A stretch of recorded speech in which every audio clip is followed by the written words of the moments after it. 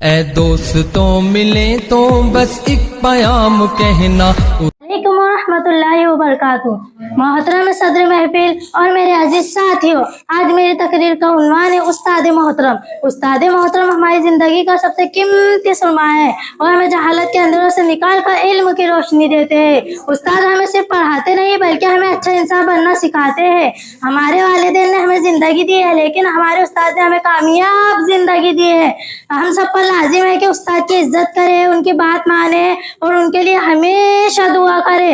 استاد کی عزت کرنا دراصل علم کی عزت کرنا ہے. اے اللہ ہمارے استاد محترم کو صحت اور تندرستی دے اور ان کے علم سے ہمیں زیادہ سے زیادہ فائدے اٹھانے کی توفیق دے. میں اس شعر کے ساتھ میری تقریر ختم کرنا چاہتی ہوں. کتنی محبتوں سے پہلا سبق پڑھایا، کتنی محبتوں سے پہلا سبق پڑھایا، میں کچھ نہ جانتی تھی سب کچھ مجھے سکھایا.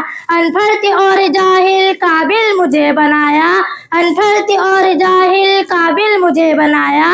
دنیا علم دانش کا راستہ دکھایا.